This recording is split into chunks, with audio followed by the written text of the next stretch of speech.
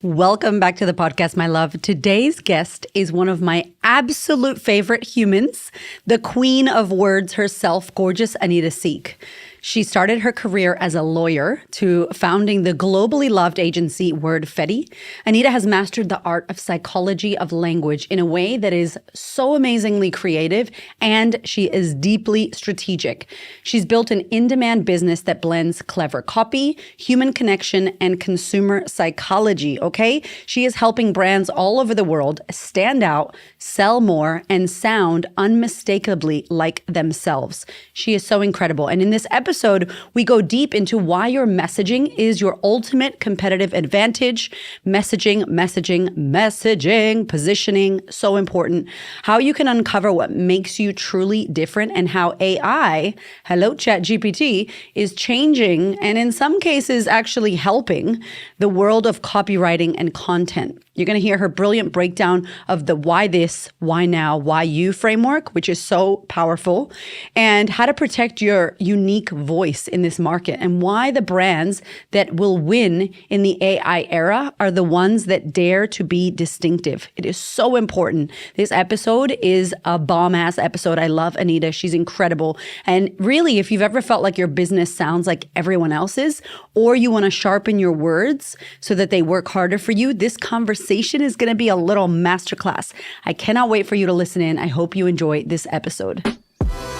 Hola, hola. It's your girl, Erika from America. Welcome to the Confidence Chronicles podcast. This podcast is all about helping you stand in who you are. Stop giving a fuck what people think about you. Start standing as your fully expressed self. As you are, queen, as is, there is no filter needed. You are fucking awesome. And I am here to remind you, I'm a confidence coach, a business mentor, a speaker, an author, and I am obsessed with women standing up, showing up, and creating their confidence. And I cannot wait to dig into today's episode with you.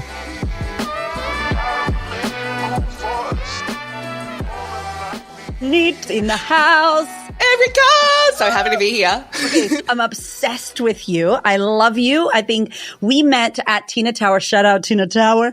We met at Tina Tower's event, and no, we met before that. We met on Clubhouse.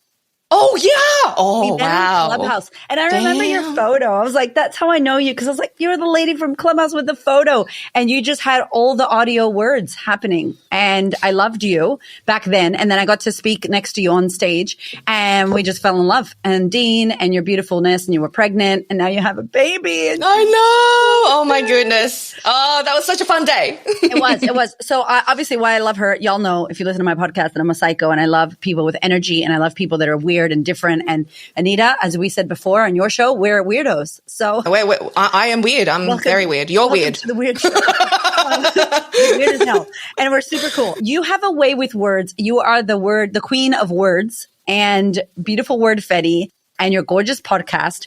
Can you tell the listeners just a little bit about who you are, what you do, and why you do it? Oh, goddamn.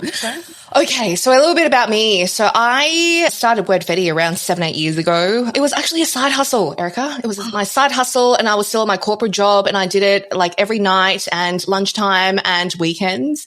So I was working in my corporate job. I was a lawyer. No big deal, lawyer.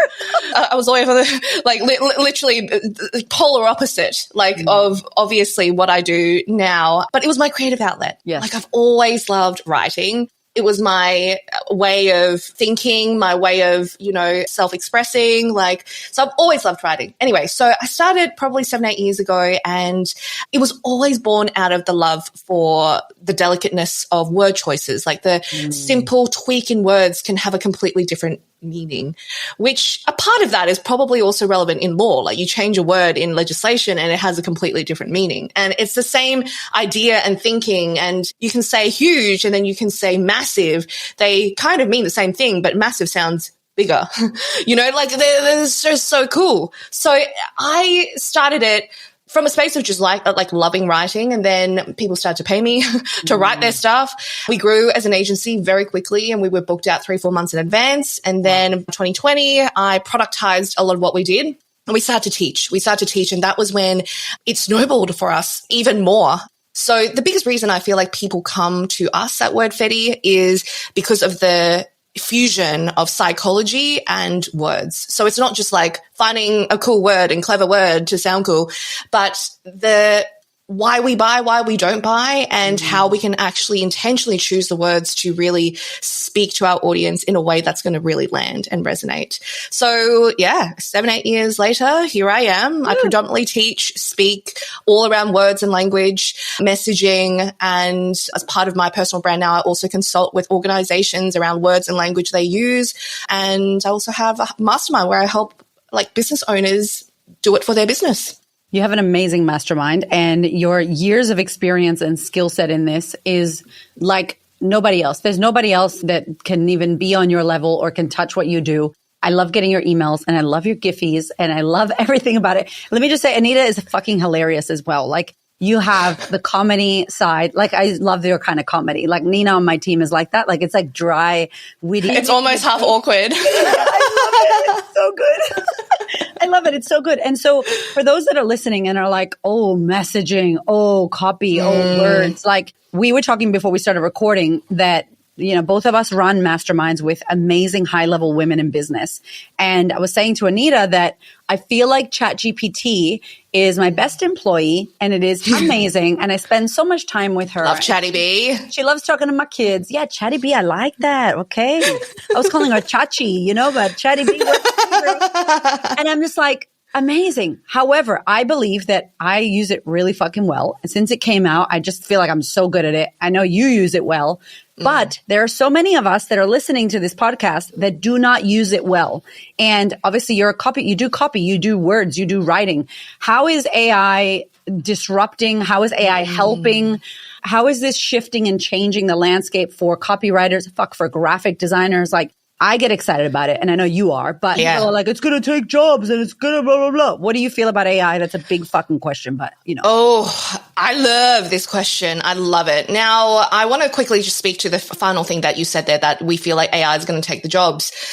I feel like there is an element of truth to that, not to try to burst people's bubbles. If you do not switch or tweak your messaging right now. Like if you're a copywriter and you're still saying you need copy and you need to hire a copywriter and you're not addressing the elephant in the room being AI that can also do the same thing as what you do, like people are going to be like, okay, but why you? Why should I choose you? You know what I mean? So totally. If you do not address the elephant in the room, or if there is no unique point to you and your humanness and emotion and connection and community that you've built, then potentially you could be at risk of losing out to AI because they can do it for literally $20 a month. Literally, right? Yeah.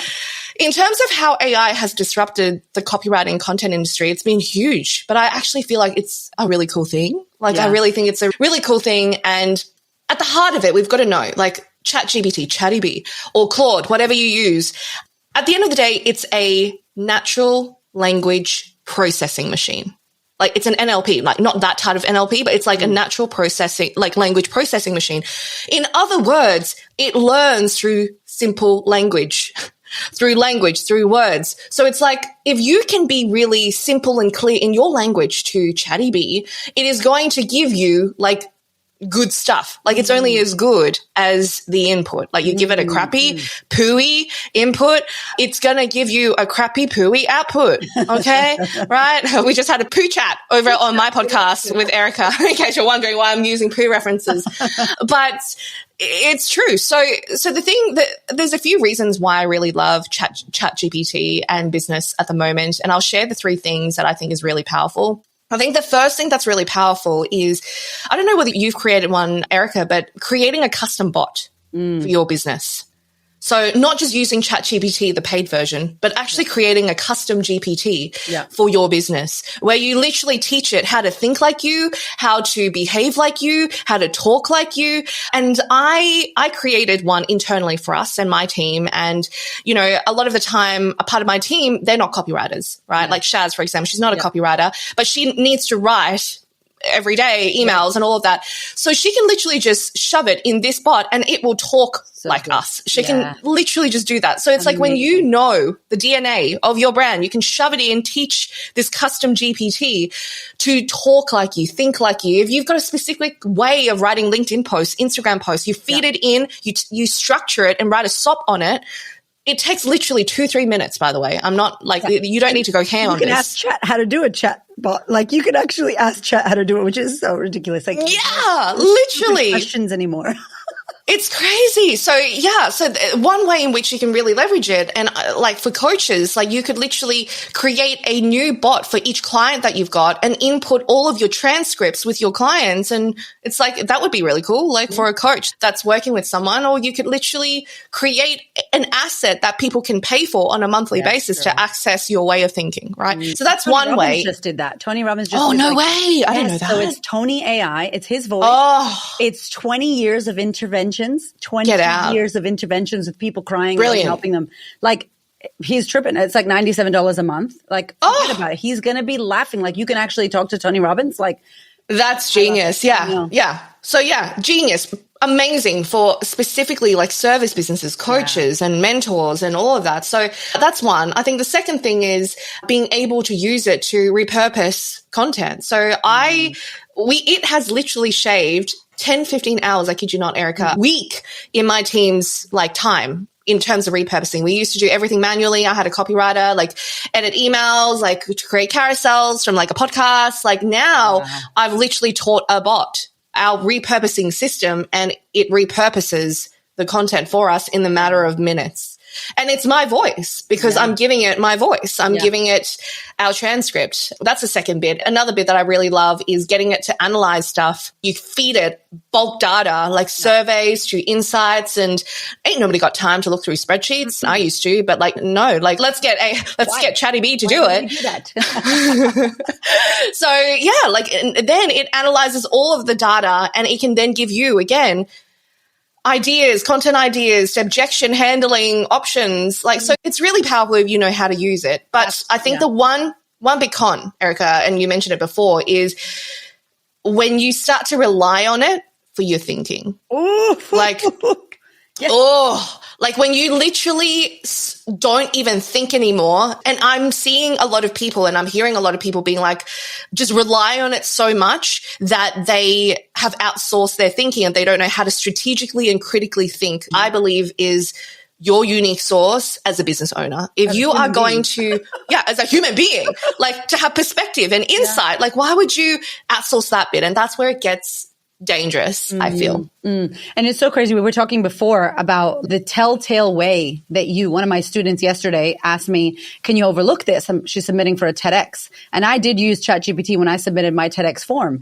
But I said, I did it for like, can you clean up my ghetto ass Puerto Rican words that I just wrote here? Because it was very Cardi B, ghetto fabulous, what I wrote. And it was like, can you make this sound like a sophisticated person? Like not, because it's a TEDx application to speak. And so, but I love what you said. You bulk drop, like someone would say almost watching me use ChatGPT, what's the point? Because you say so much to it. You talk so much into it. And I'm like, the point is the more you can give it, the more of your IP, your systems, your frameworks, your processes, the way that you do things. Now it has information. Now it's like, it's basically you more organized. It's your assistant, right? But I spoke to my student yesterday and she voice noted me one thing that she put in her thing. And it was like, but here's the truth. And I was like, girl, you better take the but here's the truth semicolons out. And she was like, and I was like, that's chat, right? She's like, yeah. I'm like, take that shit out. Like, take that shit. Who says, but here's the truth? Nobody says that, right? And like, M dashes. What the fuck? Yeah. What, like, the amount of M dashes. Yeah, it's true. And in emojis. I know, emojis. And with the star, nobody uses the rocket ship, buddy. The rocket ship, star, and meteor. Sometimes I use the rocket. Yeah, but like, now I'm going to think you use chat. Just kidding. But it's true. I think I saw, you and I were just talking, we saw this post from, I think like Stephen Bartlett. Like it is like, are we talking to Erika or are we talking to AI? Like there is definitely that question now. Like I feel we didn't have this even a year ago. I feel like we were still like playing with it, dipping our toes in the water. But now I think those who are able to be so them and own who they are going to be the ones that, like, people who didn't have a voice or who didn't have a stance, like, they're going to blend in a bit. You know, if you can really have a voice, have a unique presence, and have like your unique way of doing things, like, people won't be like, oh, is that AI or is that Erika? You know? Yeah. And I love that because you talk a lot, and you've come in and chatted with the Queen's Table before about messaging, right? And like the words that you use. And you were saying before, words and psychology. And so the beautiful thing that I think will never get taken by AI is the way the human being uses their life, their experience, right? Yes. Like your point of view. Can I train a chatbot to be Alex Hormozi, and have I done that already? Yeah, possibly. Maybe. Definitely is happening for me. But is it Alex Hormozi? Hell no. Is it him today, right now, with what he thinks and what he would say? No, it's transcripts and things that we can think about. But tell me about your experience and why it's so important for business owners who work with you or who learn from you or who hire you or who get your templates to understand like words, language, the messaging and psychology side of things. Yes, love this conversation. So you mentioned messaging before. I'm just going to quickly give everyone like a bit of a quick 60-second lesson on the difference between messaging and copy. Yes. So messaging, I believe, is the why this, why now, why you. It's like, what is this? The why this, why now, why you? And I always start there. It's really important. I don't care what you're selling, coaching program, mastermind, course, product, service. You've got to start there with whatever you're selling. Why should I choose this? Why should I choose you? And why should I act right now? Once you've articulated this, then copy is the output of that. In other words, why this out of all the other options I should choose? Once you've articulated that, then you can be like, okay, so how can I now communicate that through words and copy to my audience? So it's almost like a lot of businesses jump straight to copy and content. They jump straight to, how can I punch out a really quick tagline, or how can I punch out this and this, without first answering or getting really clear on your messaging. And that's when there is a gap. There is a gap because people are going to look at that thing and maybe they're still saying, oh my gosh, I'm a coach and I can help you get more freedom and get more revenue without the burnout. Like, I've heard that like 10 million times before. That's not strong messaging to me. Like, that to me is just going to be like, I've heard that before. Like, so why should I take action? Like, you're not telling me why this, why now, why you? So it's like, you got to start there. Yeah. And that's the thing that is very hard to outsource. That's the thinking. That's the critical thinking. That's the strategic thinking. It needs brain juice. It needs the human experience. It needs the finger on the pulse of what is happening in the landscape and industry right now. It's your insight and perspective that is going to make the why this, why now, why you different. And if you can articulate that in a way that is clear and simple, then you can hire a copywriter, get Chatty B, whatever, to then help you with the content and copy. But if you can't distill why people should choose you out of all the other options they have, and if you're a copywriter, why someone should still choose you after there's ChatGPT, then there's going to be a messaging gap is what I call. There's going to be a messaging gap, and it's not going to be strong enough for people to take action. So that's the one area I do believe you shouldn't be outsourcing, the messaging and the uniqueness and the DNA of your business and your brand. Like, you need to take the time to articulate that. And that's the unique point of every business. Yeah, that's your secret sauce. And I think that's why those that stand out and those that make the noise and those that, that's the whole point. I had a client that was like, she had these masculine colors, Anita. And I was like, so we're going to redo your stuff and you want to look different. So what are the colors? And she's like, I don't know. I'm like, what's your favorite color? She's like, red. I'm like, amazing. And then she's like, no, but red is too much. And, red makes people feel uncomfortable. And I'm like, is that not the point? Do you not want to make people feel uncomfortable and feel like, well, she's too much? I mean, if you could differentiate yourself straight away, and this is what we spoke about on your podcast, which we will link below so you can go listen. Yes. But it was like, if you're not willing to stand out, if you're not willing to be different, if you're not willing, then literally you are a chatbot. Like, you're literally a robot. Then you're going to be like everyone else. You're going to sound like everyone else. And there's going to be no edge besides the way that you look. Yes, you look different, but your mind and your thinking and everything is the same. So I love this. So if you're listening to this, she just gave you some sauce. Okay. So why this, why you, and why now? And would you recommend people just like marinate, journal, play with that, sit with that? Like, Yeah, I'll quickly speak to the why this, why now, why you. Like that is going to change, by the way. Like once you write that down today, like it can change in a few months. The purchasing decision for your audience is always influenced by a lot of different things like the economy, politics, to their personal circumstance. Like there's so many different factors that impact a person's decision-making process. And you've got to answer this for your audience, right? So it's like, why now? It's like, why should I take action now in 2025 in May? Like, for example, why now? Like, if you're a product business, like, and it's towards like June or July, why now could be the fact that if you're a coach, like you want to help these people get ready for the biggest period of e-com, like being Black Friday and Christmas, whatever. So it's like you need to be able to see based on what you do and what you know. Love that. Why people should invest in your stuff right now. Like, and why this is out of all the different options that people have, in addition to you, that includes AI as well. Like, why should people invest in you though? Like, and why this is, why should people invest in coaching, invest in a copyright? Like, why should people choose to invest in that? Like, if people want more conversions, there's a number of different ways in which you can get more conversions. You can run ads, you can hire a coach, you can, so many different things. Like, why should people invest in a copywriter to increase conversions? Like, you need to be able to answer that. So I think when you look at these three questions and you can, whether or not it's journaling, whether or not it's really just taking the time to consider what's your competitive edge here.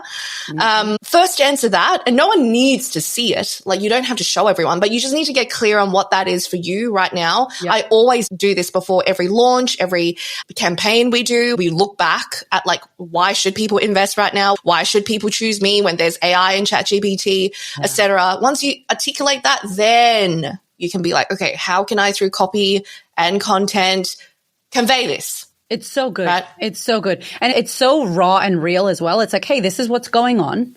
Let me just address it. And let me tell you why we're better. Let me tell you why you need us. Let me tell you, I've got a few clients who are graphic designers, and I left a podcast agency 2 years ago. Okay. 2 years ago, because there was AI in things. Like, let's remember that Google Maps is AI. Siri is AI, right? Like, it's not just ChatGPT. AI has been around for a long time. And those that are savvy and pay attention, like I saved, Anita, $5,000 a month.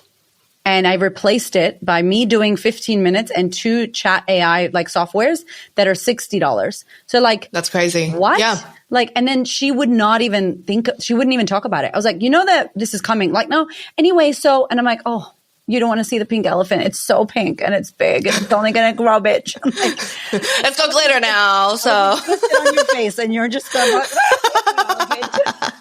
my visuals. But I'm like, you know, like I love how you're addressing this and you're like, hey, this is a part of it and we can utilize it. Like, I would literally pay, I'm trying to find an editor for YouTube, and I'm like, I want him to use Descript because Descript is so good. I'm like, can I just pay you to use this AI? And like, my husband's like, that's ridiculous. I'm like, is it ridiculous?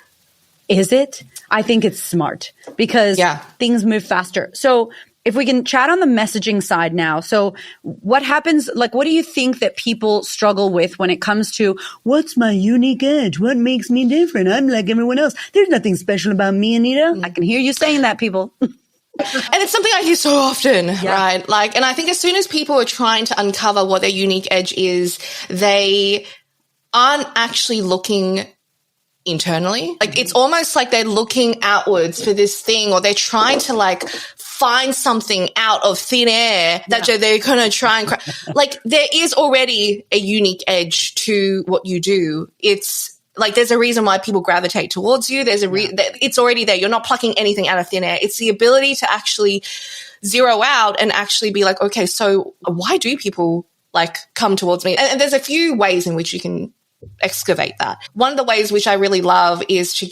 we used to run like a lot of like focus groups to even interviewing clients of clients. So it's like really understanding the language they use. So for example, with Erika, like it's like interviewing like your students, your clients, and understanding, and you can literally run like a series of questions to them to understand why people come to you, right? Now, you're not going to use those words. So I'm not saying like you have to use those words, although it's very helpful to use audiences' language. They're your best writers sometimes for copy, but you're going to find themes. There's going to be themes in there as to why people gravitate towards Erika, why people gravitate towards you. So I think one way in which you could do it, and I use like a triple threat approach. So it's like, that's one way. That's one method. The other way in which you've got to look at it is actually time and actually look at, based on your very unique experience and your background, your story, narrative, whatever it may be, are there some underlying threads that we can actually pull from? Like, I remember working with an author for her unique selling like point one time, and I was listening to her story, and she just suddenly mentioned, "Oh yeah, I used to be a pilot and then I became a clinical psychologist." I'm like, "Wait, what? Like, what?" Like, and she was like, "Oh yeah, like and I was like, that is so different. Like, for you to actually have been a pilot and now you are a clinical psychologist and now you're on TV and now like, we should be using that. We should be like, embrace. It's so different. Like, and that's the thing, like, people can mimic your color palettes, people can mimic your website, your offers, but they cannot mimic your story. And you do this so well, Erika, like when you share your story and you like share the relatability points to who you are, like, that sets you apart to other mindset coaches that are out there, because no single person has the exact same storyline as you do, you know? Like, so true. Okay. I love that. So that's the second point, which is like, you've got to look at your personal like experience, story, and all of that to kind of distill that. The third element is you then have to get a bit nosy and actually look at who else is in the space, okay? Like, this is not you comparing people. That's not like, oh, but there's this other copywriter, or there's like, but you need to know the realm that you're playing in for you to actually see, okay, but if there is someone else who also, I don't know, is a mindset coach, who also is in the same realm and also wears exactly what, like, you don't want to do that. Like, you're not going to stand out, right? Yeah. So you really want to make sure that if you are about to dive into this particular arena, industry, that you know who's in the arena, and that you're going to create something radically different. So the amount of times I hear, I've worked with a skincare brand one time, and we were doing like a big like brand voice workshop with their team, an executive team, and they were just like, "Oh, it would be really great if we could like, I really want that tongue-cheek voice, that cheeky voice. If I had a dollar for every single time someone was like, oh, I would love a cheeky tone of voice, I would be so rich right now." But I was like, no, because there's already someone who has got that voice, and they're very well known in the space. Is that who that is? For that voice. Yeah. Yes, like, totally. You know, there's already someone else that has got that voice. So you've got to do something a bit different. Like, you can't, then you're going to start getting compared to that person, you know? 100%. So you've got to know who's in the space. So those three things are usually what I look at when it comes to really uncovering what makes someone or a brand different. Ooh, okay, you guys, she's dropping the goods. You're giving the tea, and you always do. I love you for this, because people just get addicted to, my students were like, can we have Anita back? Anita. They were like just pitchforking for you, okay? Because the way that you explain things, like it's just, even just now, like in the last 8 minutes, you just explained so much gold. And what I'm hearing is like, you need to take the time, listener, to sit with yourself and unravel this. And, you know, kind of what we spoke about on your show about confidence lacking. So many women, do you find that they're like, I'm not special, and that's not, you know, that story's not special. And we miss, but this is why you need to hire Anita. We miss what? You were a pilot? Like, I suck at the story. Like, I have so much story that for me, I actually struggled. This is why I made a life story video in 2019. I was like, I'm not going to tell my story, because it's like, then watch it. I'm just going to be like, let's watch a movie together. Okay, done? Am I allowed to fucking tell you to back yourself? Good credibility. Great. Get the tissues. Let's move on. You know, because I just was like, how do I tell all of this? Like, and it was a crutch for me, to be honest, because I couldn't figure out which parts. And it's so funny, because now I look at it, and there's certain parts of your life that you share for that. And it's like, oh, my little story, or, you know, like. And there's different parts that you share with different types of audiences, right? Like, it's and it's really cool when we see it that way. Like, you've got probably like 5-10 different stories that you can pull out. If I'm in front of like an audience that I know are in corporate or are thinking of starting a side hustle, I'll pull out the card of, I started the business as a side hustle. Yeah. And then they'll resonate. So it's all about pulling the threads that people are going to resonate with. So and you have to sit there and you have to work on this and you have to look at this. So even if you just listen to this podcast and you sat there and you answered these questions and look, chat later, right? You with a pen and paper right now, you doing this. I think this is such the groundwork that makes your agency, makes your business, makes your mastermind. I know you have a wait list and you don't even advertise it too much because people are like, I need you. And how wild that you are a thriving air quotes copywriter in the age of ChatGPT. And it's because of your secret sauce, Anita, your humor for sure.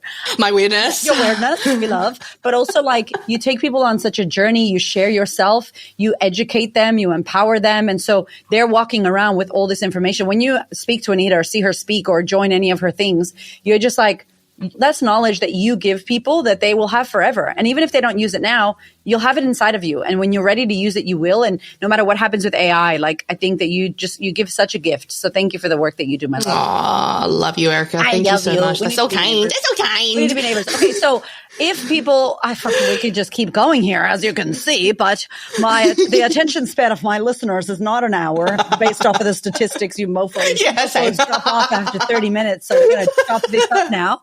Dopamine attention span, just keep it real. But what I would love is, can you tell us if somebody's listening and they're like, I have such a problem. I need help with this. You are my person. I love you. I'm a weirdo too.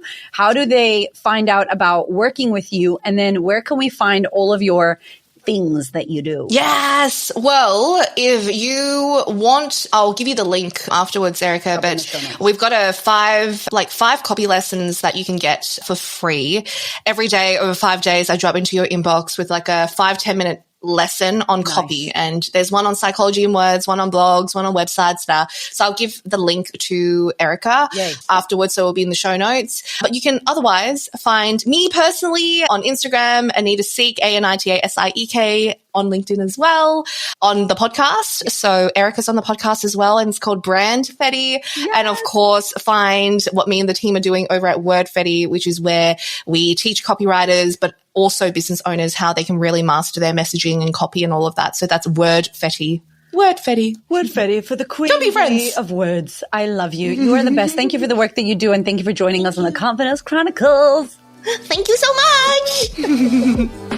Thank you so much for listening. I freaking love you. I appreciate you. Thank you for your ears and your energy and your attention. Thank you for letting me into your world. And thank you so much for listening and tuning in to this podcast. There are so many podcasts you can listen to, and I deeply, deeply, for real, appreciate you listening to mine. Do me one big favor, one big thing. Please share this episode or this podcast with a woman who you know needs to hear this. This is my mission on planet Earth, to serve as many women as possible so that we could show up, stand up, speak up, and create the confidence and the life that we desire. I appreciate you, my love. I will see you on the next episode.